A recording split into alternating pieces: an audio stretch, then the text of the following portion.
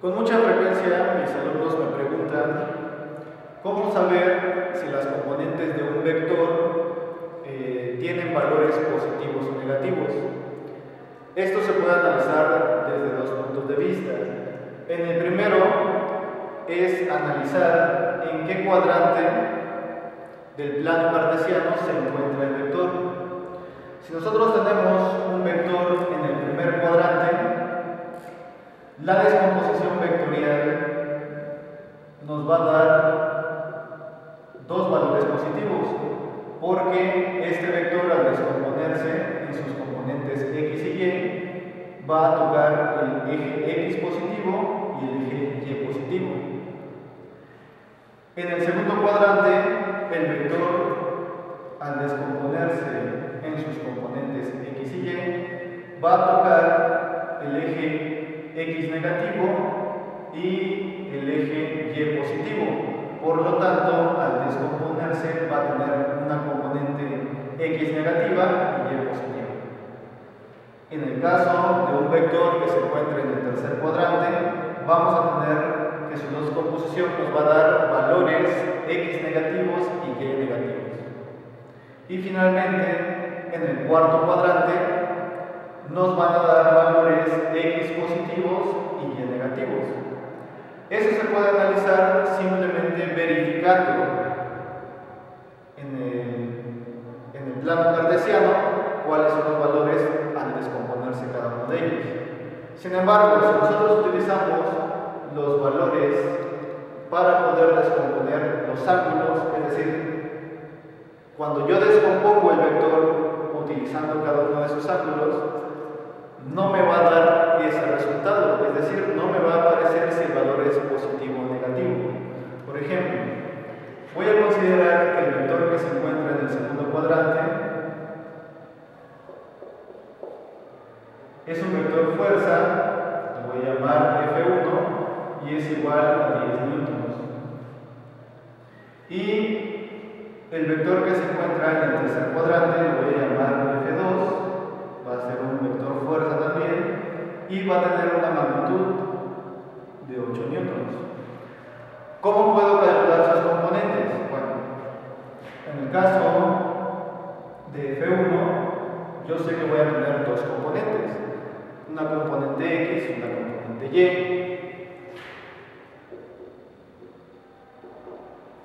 La componente de la fuerza del vector 1, F1 en X, la voy a obtener gracias a F1 por el coseno del ángulo θ.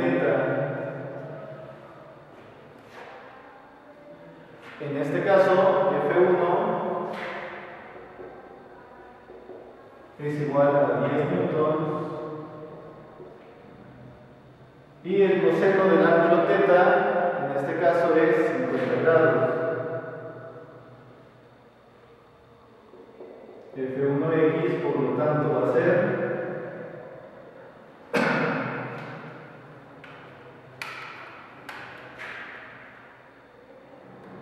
coseno de 50 nos da 0.64 por 10. El resultado es 6.4279 newtons. ¿Sale? Y su componente Y, F1 de Y, es igual a F1 por el seno del ángulo θ. F1 en Y es igual a F1, son 10 newtons, y el seno de 50 grados. F1 en Y, por lo tanto, es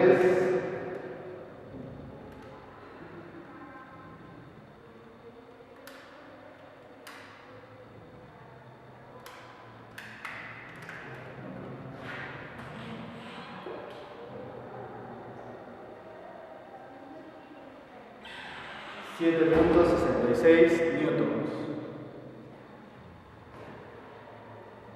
¿Sí? Tenemos ambos resultados. Sin embargo, como habíamos mencionado anteriormente, yo sé que la componente X debe dar negativa, sin embargo, aquí no se aprecia eso. El resultado, tomando el ángulo de 50 grados, me da un valor positivo. ¿Cómo puedo saber que este ángulo es negativo?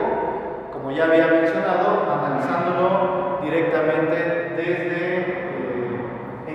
analizando en qué cuadrante se encuentra.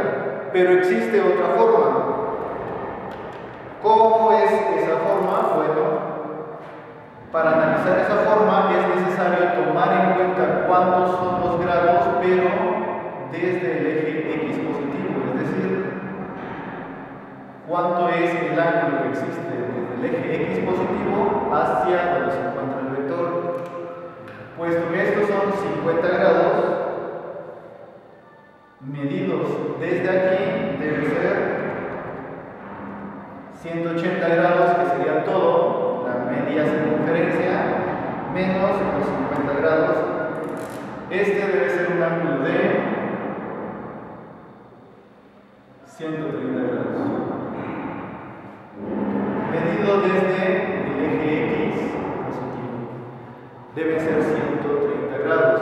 Ahora, si yo mido la componente F1 de X, pero con este ángulo, voy a tener que esto va a ser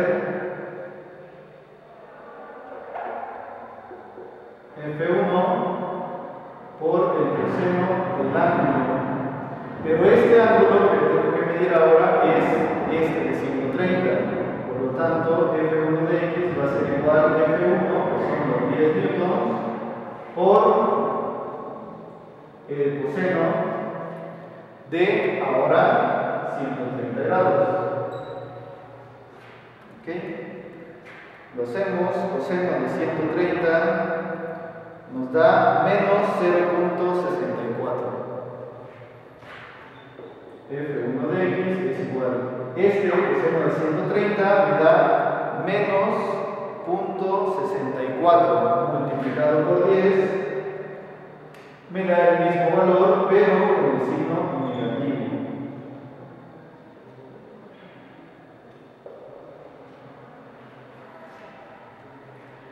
Entonces, insisto, hay dos formas de analizarlo.